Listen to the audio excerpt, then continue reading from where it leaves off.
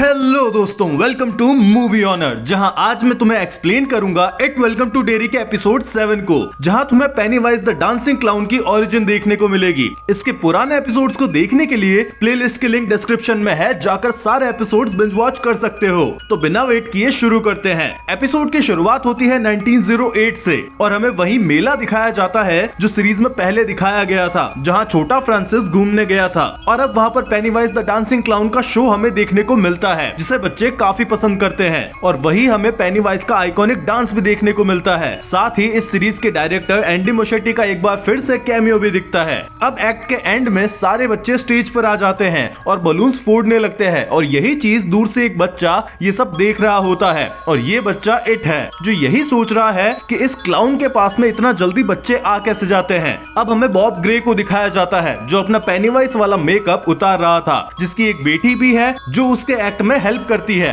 और उसका नाम है इंग्रिड। अब इंग्रिड उसके सामने पहली बार एक क्लाउन की कॉस्ट्यूम पहनकर आती है और ये देखकर बॉब काफी खुश होता है और वो अगला एक्ट दोनों बाप बेटी साथ में करेंगे ये भी बोलता है। बॉब पहले बड़े सर्कस में काम करता था, पर अब वो छोटे मेलों में अपना एक्ट कर अपना खर्चा निकालता है। वो अपनी बेटी को क्लाउन कॉस्ट्यूम में देखकर उसका नाम पेरिविंकल रखता है, जिसे सुनकर इंग्रिड थोड़ा उदास हो जाती है, क्योंकि ये असल में उसकी माँ का स्टेज नेम था जो अब इस दुनिया में नहीं है। तो बॉब उसे कहता है कि अगर तुम्हें ये नाम नहीं पसंद तो तुम इसे चेंज कर सकती हो, पर इंग्रिड कहती है नहीं, ये नाम अच्छा है। अब रात हो जाती है, जहाँ पेनीवाइज का एक और एक्ट होने वाला था, तो उससे पहले बॉब साइड में दारू पी रहा था और सिगरेट फूंक रहा था। तभी जंगल से एक बच्चा आता है, ये वही बच्चा था इट। वो उससे बोलता है कि बच्चे तुम्हें बहुत पसंद करते हैं। वो बोलता है कि मेरे पेरेंट्स खो गए हैं, क्या तुम मुझे उन तक ले जाओगे? पहले बॉब मना कर देता है क्योंकि उसका शो स्टार्ट होने वाला था, पर फिर जंगल से एक औरत के चिल्लाने की आवाज आती है, तो बच्चा बोलता है कि ये मेरी माँ की आवाज है। तो बॉब उस बच्चे के साथ में उस जंगल में चला जाता है।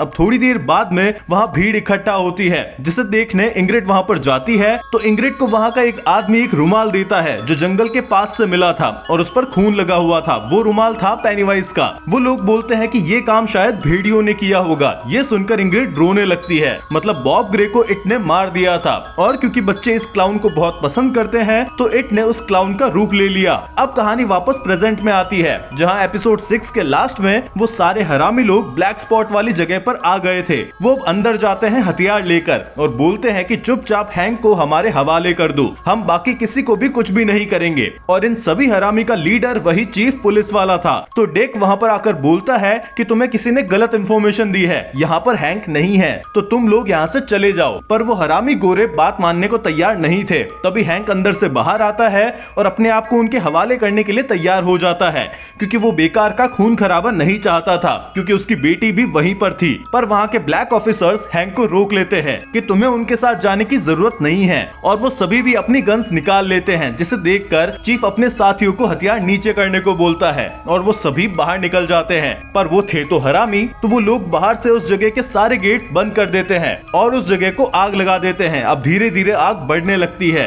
कुछ लोग खिड़की तोड़कर बाहर निकलने की कोशिश कर रहे थे, पर वो हरामी लोग उन सभी को गोली मार रहे थे। बहुत बुरा कत्लेआम मचा हुआ था। इतना धुआं था कि किसी को भी कुछ भी नहीं दिखाई दे रहा था। इधर मार्ज और रिची भी इस भगदड़ में बच रहे थे। तभी डिक को फिर से भूत दिखाई देने लगते हैं और उसे फ्रिज की याद आती है। असल में वहाँ पर जो फ्रिज था उसका आइस बॉक्स लीक हो रहा था, जिससे फ्रिज के नीचे की लकड़ियाँ गल गई थी। वो वहाँ पर जाकर उन लकड़ियों को तोड़ देता है और वो अकेले ही वहाँ से भागने लगता है। पर तभी उसे पुराने कबीले की लीडर सेस्की का भूत दिखाई देता है और वो उसे आवाज भी लगाता है, पर जनरली वो भूतों से बात नहीं करता था। तभी इस तबाही के बीच में अपना डांसिंग क्लाउन आता है, जिसे ये सीन देखकर बहुत ही मजा आ रहा था। वहाँ पर डरी हुई एक औरत थी और पेनीवाइज उसे खाने लगता है, जिसे रोनी देख लेती है और पेनीवाइज एक बेहतरीन लाइन बोलता है, do I have a face on my face. ये काफी क्रिएटिव लाइन थी। छोड़ो, स्टोरी में आगे बढ़ते हैं। अब इधर डिक को भी पेनीवाइज दिखने लगता है, जिसके साथ में सेस्की भी थी, और उसी की वजह से शायद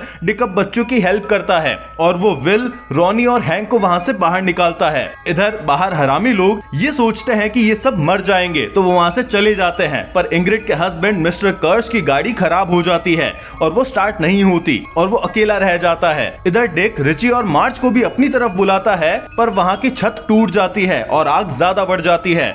वहां से निकलने का कोई भी रास्ता नहीं था। तो रिच एक बॉक्स देखता है, उस बॉक्स में जाने से वो बच सकते थे, पर बॉक्स छोटा था, उसमें सिर्फ एक ही इंसान आ सकता था। तो वो मार्च को अंदर डालकर उस बॉक्स को बंद कर देता है। वो अपने आप को मार्च के लिए सेक्रीफाइस करने के लिए तैयार हो गया था और उस बॉक्स के ऊपर वो लेट जाता है ताकि मार्च उसका गेट ना खोल सके। अब मार्च रो रही थी, तब रिची एक प्राउड वाली स्माइल के साथ में बोलता है कि स्कूल के पहले दिन से जब मैंने तुम्हें देखा था मैं तुम्हें पसंद करता हूँ और एक रियल वॉरियर हमेशा फीमेल की रक्षा करता है। दोनों एक दूसरे का आई लव यू बोलते हैं और ये काफी सैड और प्राउड मोमेंट था। इधर कर्श अपनी बीवी इंग्रिड को देखता है जो क्लाउन कॉस्ट्यूम में थी। वो इंग्रिड को घर जाने के लिए बोलता है, तभी पीछे से पेनीवाइज आता है और उसका फेस काट देता है, वो भी मक्खन की तरह, और उसे खाने लगता है। और इन सारे हरामी लोगों को हैंक की इंफॉर्मेशन असल में इंग्रिड ने ही दी थी, क्योंकि इंग्रिड जानती थी कि इतना खून देखकर पेनीवाइज यहाँ पर जरूर आएगा और वो पेनीवाइज को अपना पापा बोल रही थी। वो उसे खुश करने के लिए अपने बचपन की तरह बाव भी करती है,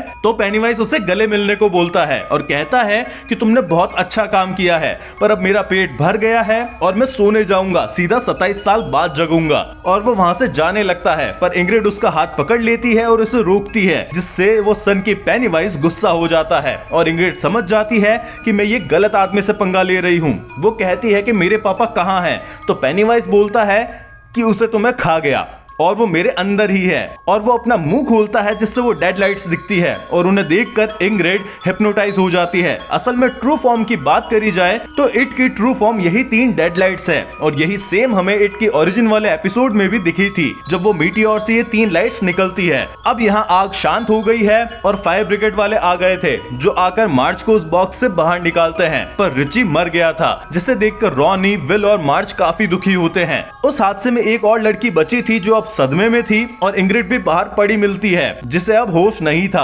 अब वहाँ पर हैनलन और शार्लेट आते हैं और विल उन्हें बताता है कि डिक ने उन सभी को बचाया है। हैनलन डिक के पास जाता है तो डिक कहता है कि मैंने एक भूत से बात कर ली थी और अब सभी मेरे पीछे पड़ गए हैं। उसे अपने दोस्तों के भूत भी दिखाई दे रहे थे जो कल रात को ही मरे थे और वो उससे सीधा बदला लेने की बात कर रहे थे। इधर हैंक जंगल में था जहाँ सारे बच्चे और शार्लेट आती है। वो हैंक से बोलती है कि तुम मुझे तुम्हारे कपड़े दो ताकि मैं उन कपड़ों को हादसे वाली जगह पर डाल दूंगी, जिससे लोगों को लगेगा कि हैंक भी मर गया है। इधर डिक हैनलन को बताता है कि पेनीवाइज अब यहाँ पर नहीं है, मैं ये फील कर सकता हूँ, वो सोने जा चुका है और मुझे एक पिलर की भी लोकेशन पता चल गई है। जब मैं टैनियल के माइंड में घुसा था तब मुझे पता चला था कि वो एक पिलर उस लीडर मतलब सेस्की की समाधि के नीचे गड़ा हुआ है और सेस्की का भूत डिक अपने सामने ही देख रहा था, जो डिक को उसकी कब्र तक ले जाएगी। हैनलन अब शार्लेट से बोलता है कि वो हैंक को अपने घर पर लेकर जा सकते हैं, क्योंकि पेनीवाइज अब जा चुका है तो हमें कोई भी खतरा नहीं होगा। यहाँ शहर में सभी लोगों को बताया जाता है कि ब्लैक स्पॉट वाली जगह पर एक शॉर्ट सर्किट हुआ था, जिसकी वजह से आग लग गई थी, जहाँ पर मिस्टर कर्श की जान भी चली गई थी और काफी सारे ब्लैक लोग भी मर गए थे, साथ ही वो वांटेड हैंक भी। अब इधर रोज और बाकी लोग यही बात कर रहे होते हैं कि आखिरकार इस साल का ये साइकिल भी खत्म हुआ। हर 27 साल में ऐसा कुछ होता है, पर वो ये सब जानते हुए भी कुछ नहीं कर पाते। वो बस उन पिलर्स का ध्यान रखते हैं ताकि पेनीवाइज डेयरी से बाहर ना जा सके, क्योंकि उस जेल के बाहर अगर पेनीवाइज चला गया तो कोई भी उसे नहीं रोक पाएगा और वो पूरी अर्थ को खत्म कर देगा और चाहे जिसे खाता रहेगा। इधर शार्लेट हैंक को डेयरी के बाहर निकालने का इंतजाम कर रही थी। वो उसे हैनलन के कपड़े देती है, क्योंकि वहां पर लोग काले लोगों की इतनी शक्ल को नहीं जानते थे, उनके लिए सारे काले लोग एक जैसे ही हैं, जिससे शार्लेट के पड़ोसियों को हैंक पर शक नहीं होगा। इधर मार्ज और रॉनी लिली से मिलने उसके घर जाते हैं, जहां वो लिली को ब्लैक स्पॉट पर हुई सारी घटना बताते हैं और रिची की मौत के बारे में भी बताते हैं, जिसे सुनकर भी लिली काफी ज्यादा दुखी होती है। अब वो तीनों अपने हैंगआउट वाली जगह पर जाते हैं और रिची का सामान इकट्ठा करते हैं। मार्ज वहां पर वो प्लेन देखती है जिसे रिची हमेशा मेन रोड तक उड़ाना चाहता था, पर कभी उड़ा नहीं पाया, जिसे सोचकर वो दुखी हो जाती है। इधर मिलिट्री वाले डिक की बताई जगह पर खुदाई करते हैं और वहां पर उन्हें एक पिलर मिल जाता है और वो उसे बेस पर लेकर जाने लगते हैं, जिस चीज को टैनियल देख लेता है और ये चीज हैनलन को भी अजीब लगती है। इधर शार्लेट हैंक को लेकर रोज के घर जाती है ताकि वो उसे वहां पर छुपा सके और बॉर्डर पार करवाने के लिए उसे रोज की हेल्प चाहिए थी। तभी वहां पर टैनियल आता है और पिलर की बात रोज को बताता है। इधर मिलिट्री वाले पिलर को अपने बेस पर लेकर आए थे और वो उस पिलर को जलाकर डिस्ट्रॉय करने वाले थे। तभी वहां पर हैनलन आ जाता है और गन उनके सामने तान देता है और उन्हें रोकने के लिए बोलता है। हैनलन अब समझ गया था कि शॉ उससे झूठ बोल रहा था। वो इट का पिंजरा छोटा नहीं करना चाह रहे थे, ना ही उसे वर्ल्ड वॉर के लिए यूज करना चाहते थे, बल्कि वो उसके पिंजरे को तोड़ना चाहते थे ताकि इससे पूरी कंट्री में वो इट फैल जाए। शॉ बोलता है कि हमें खतरा दूसरों से नहीं है, अपने ही लोगों से है। लोग कभी भी प्रोटेस्ट करने के लिए उतर जाते हैं, सिविल वॉर छिड़ जाता है और इन सबको रोकने का एक ही तरीका है, डर। कल इतना बड़ा कांड हुआ था और उसके बाद में सभी लोगों में शांति है और यही शांति मैं पूरे अमेरिका में चाहता हूँ। ये मैं देश के लिए कर रहा हूँ, अब भले ही इसमें कुछ बच्चों की जान जाए, इससे ज्यादा जान तो रोड एक्सीडेंट में चली जाती है। हैनलन बोलता है कि तुम पागल हो गए हो, तुम्हारा दिमाग काम नहीं कर रहा। वो उसे रोकता है पर शॉ नहीं सुनता और उस पिलर को भट्टी में डाल देता है। अब होगा कांड। इधर हमें सीवर में दिखाया जाता है कि एक खून के तालाब में जहाँ पर काफी सारे हाथ पांव कटे हुए हैं और पेनीवाइज बढ़िया अपनी नींद में था, पर उस पिलर के डिस्ट्रॉय होने से अब डेरी उसके लिए पिंजरा नहीं रहा और इससे उसकी नींद खुल जाती है। अब इधर विल को दिखाया जाता है जिसे एक फोन आता है। पहले उसके अंदर से आवाज रोनी जैसी लगती है, पर देखते ही देखते वो आवाज बदल जाती है और विल के पीछे पेनीवाइज आ जाता है और वो उसे अपनी डेडलाइट्स दिखाता है, जिसे देखकर विल हिप्नोटाइज हो जाता है और पेनीवाइज उसे पकड़कर ले जाता है और ये एपिसोड यहाँ पर एंड होता है। अब अगला एपिसोड इस सीरीज का फिनाले होगा जो जल्दी ही तुम्हें देखने को मिलेगा। ये वीडियो पसंद आए तो लाइक करो, ज्यादा पसंद आए तो एक दोस्त के साथ में शेयर करो, सब्सक्राइब करो ऐसे ही एक्सप्लेनेशन के लिए। मिलते हैं अगले एपिसोड में, तब तक के लिए बाय।